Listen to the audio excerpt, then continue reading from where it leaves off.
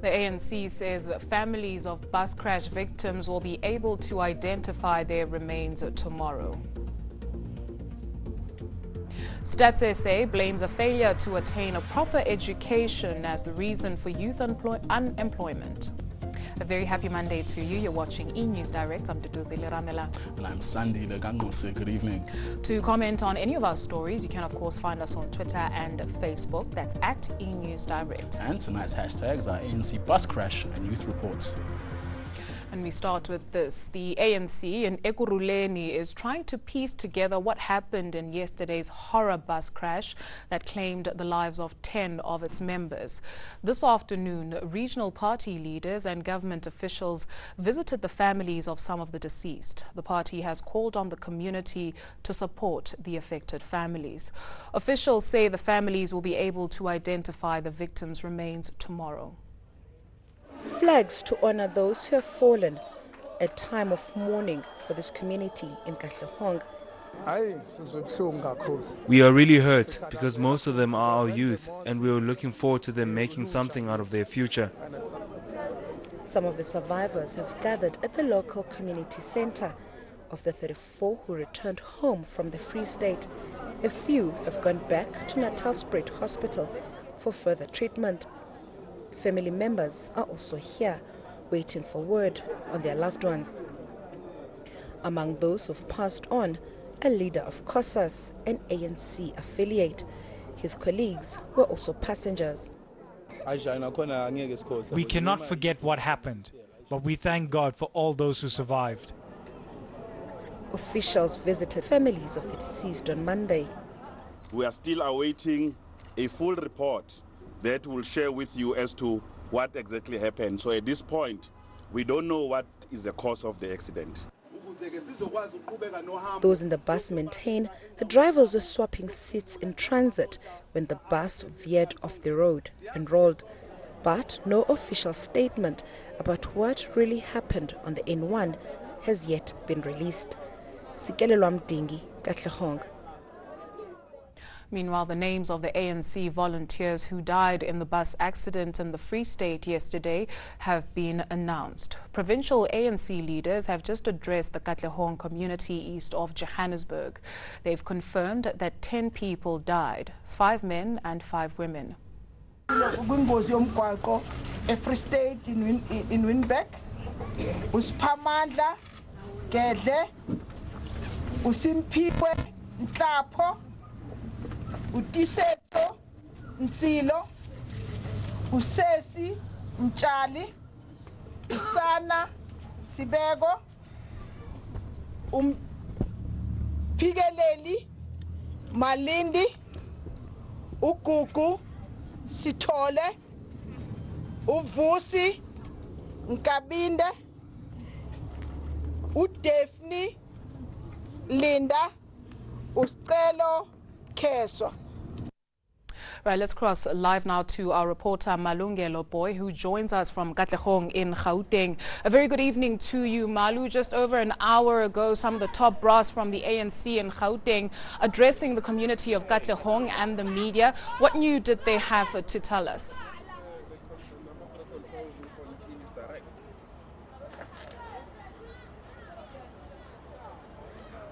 Our reporter Malungelo Boy in Katlehong, if you can hear me, some of the ANC's top brass addressing the community over an hour ago. What did they have to say that is new?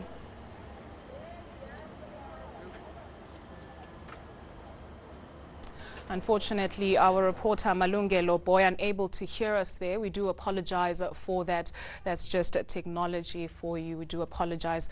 The Statistician General has painted a bleak picture of the future of South Africa's youth. He says while more young South Africans are above the poverty line, the number of young people who are going hungry is increasing. He's laying the blame with the failure to provide proper education and a lack of jobs for school leavers. South Africans between the age of 15 and 34 years old make up 36.5% of the population. They are the lifeblood of the country's economy and future successes. But the Statistician General fears an entire generation could be lost. 35.9% of youth is unemployed, representing more than 7 million people. This is significantly higher than the adult unemployment rate of 15.7%. This could be due to a lack of education and skills training. Less than 57% of youth hold less than a matric qualification. 38% have completed high school, while only 1% qualified with a university degree. What we also know is that the number of blacks and colored population that go to universities has increased dramatically so. The problem is when they don't complete, like their counterparts who are white and so on. Lihola says government's education budget is being wasted in instances where young South Africans fail to complete school, miss out on training, and are in turn unable to get jobs. The knock-on effects are clearly undesirable, and they waste the education resources. There has to be a total rethink. Padi Lihola says there have been many steps taken to improve the lives of South Africans' youth over the last 20 years, but he's still calling for a unified policy response to deal with youth poverty, education and joblessness. Otherwise, South Africa may be faced with an increasingly divided and economically unsustainable population for years to come. Lester Kivet, Parliament. Let's head to Cape Town now, where calm has been restored in Dunoon. That's after violent protest action flared up overnight. Residents went on the rampage, looting Somali-owned shops and blockading roads with burning tires.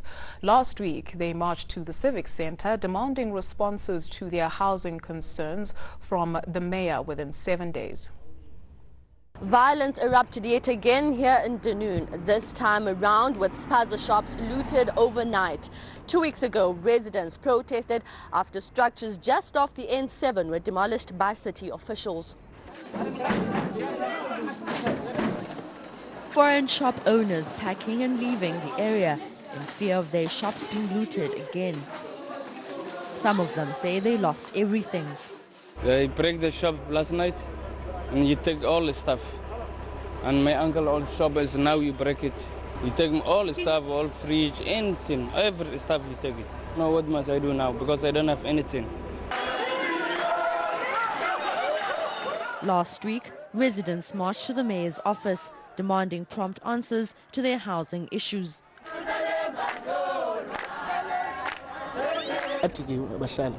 Residents are fed up and feeling tired of not getting answers from government. It should at least be able to come here and give them answers about what they are looking at doing to develop this overcrowded community. Several roads were closed while police maintained a heavy presence in the area. Community leaders were not available for comment. Atim Tongana, Cape Town. Let's move further afield now, and the death toll from Ecuador's biggest earthquake in decades has topped 350. The magnitude 7.8 quake struck on Saturday evening on the country's northwest coast, toppling buildings and overpasses and leaving thousands of people displaced and injured. The death toll is expected to rise as rescuers race the clock to find more survivors. A state of emergency has been declared in all 6 coastal provinces. Meanwhile, rescue efforts are also continuing in Japan after a series of earthquakes struck the island of Kyushu only days apart. The combined death toll has topped 40, with hundreds injured. The quakes triggered landslides and there's been widespread damage to buildings, roads and bridges. Nearly 250,000 people have been told to evacuate their homes amid fears of more tremors. And Brazilian legislators have voted in favor of impeaching President Dilma Rousseff. Tens of thousands of pro- and anti-Rousseff protesters gathered in the capital to watch the drama unfold on big screens. The impeachment motion will now go to the Senate, which will vote most likely in May on whether to open a trial or not. Rousseff's accused of manipulating government accounts to reflect well on her administration ahead of elections in 2014. And convicted murderer Oscar Pistorius made a brief appearance in court this morning. The Paralympian will be sentenced for murder in less than 2 months. It appears Pistorius was hospitalized over the weekend, but correctional services won't say why. His legal team asked that his bail conditions be relaxed so he doesn't need permission from correctional services to travel. It also emerged that his tracking device has malfunctioned repeatedly. And we move on to Jomo Sono. Twitter users have roasted the owner of Jomo Cosmos after an image of him in the driver's seat of the team bus surfaced.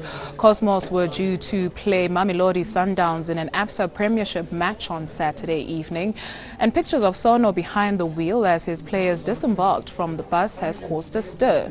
Many Twitter users accused the Cosmos coach of being a jack of all trades at the club with his many roles at the relegation-threatened outfit.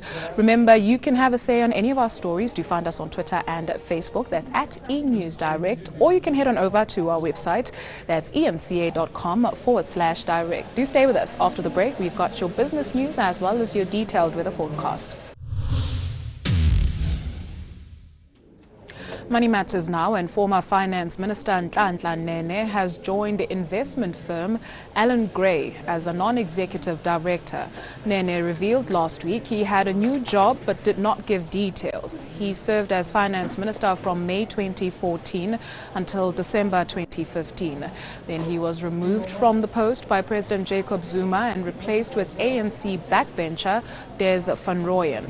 In response, the rand plunged and the JSE lost billions. Eskom has secured a 2.6 billion rand loan from the New Development Bank. The money is for the transmission lines and to fund the creation of 500 megawatts of renewable energy by independent power producers. The bank was established by the BRICS countries and opened its doors for business in February. It approved its first set of projects on Friday. They aimed at reducing greenhouse gas emissions and creating renewable energy in Brazil, India, China and South Africa. And with that, let's see how the markets performed today.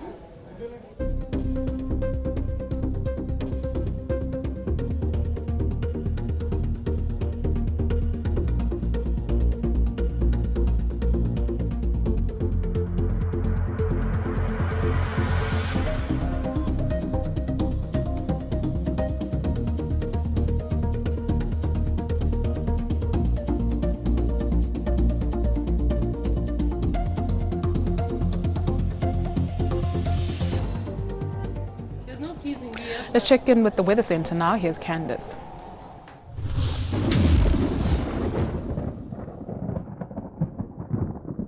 After a very dry week across South Africa last week, this week has started off with thunder showers over the interior. We're expecting an increase in that thunderstorm activity on Tuesday, with the possibility of thunder showers extending over a large portion of the country. We're expecting dry weather, though, over the southwestern part as well as over the extreme northeastern part of South Africa. We're also forecasting a dry day along the KwaZulu-Natal coastline, with highs in the upper 20s and low 30s. Thunder showers are forecast as we head further inland, with Pietermaritzburg and Ladysmith expecting a high of around 30. Hot over the western part of the Eastern Cape, with a warm day along the coast with highs in the upper 20s. Thunder showers and showers are expected throughout the province as well as over the interior part of the Eastern Cape. We can expect some rain along the coast between Plettenberg Bay and Bredasdorp, but with a mostly cloudy and dry day over the southwestern parts. Cape Town and Hermanus both in the mid-20s.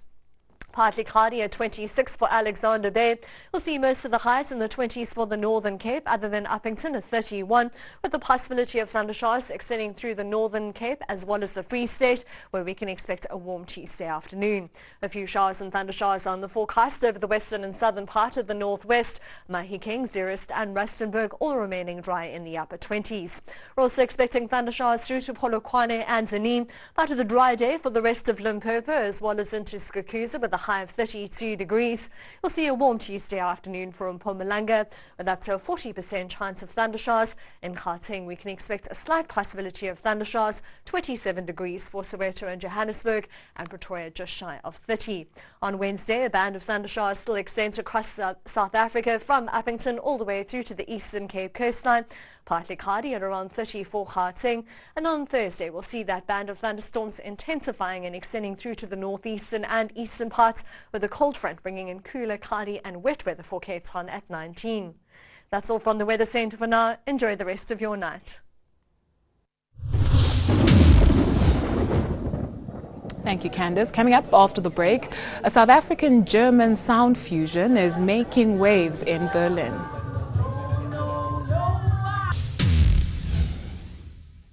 Welcome back. So a collaboration between South African and German artists is making waves in Berlin. It's a great initiative. The Literary Music Exchange sees South African lyrics put to German music and vice versa. And our correspondent Natalie Powell has more. They say that practice makes perfect, so we joined members of the project DESA as they rehearse for their Berlin festival. In November, these artists met for the very first time in Johannesburg, where they were put together to see what would happen. It's been really interesting to see just the creative juices flowing and them responding to each other, and also just realizing that we are a lot more similar than we are different, and that's what's been something that's really stood out in this project. And this is the result of the exchange between South African artists and their German counterparts. Key to this project has been collaboration. The artists have had to break down language and cultural barriers for these performances, but what many of them have found is that performance has a language all of its own. For the artists, it's been more than just about making music or waxing lyrical. We get to challenge each other's kind of social standing. We have conversations about race, about class, about style, and each art form has its place, right? There's no art form that is less than or more important, and so we're also really learning with each other, like how to experiment. And that experiment has seen German spoken word and South African poems transformed into hip-hop and even rap. It helps with the creativity because you're now thinking outside the box. You're in a different city, you're out of your comfort zone, definitely, even performing at different spaces. You know, it's a complete switch to how we usually do our things. The artists are composing themselves for what Berlin has to offer, and they'll be hoping that their shows go out on a high note. Natalie Powell, Berlin.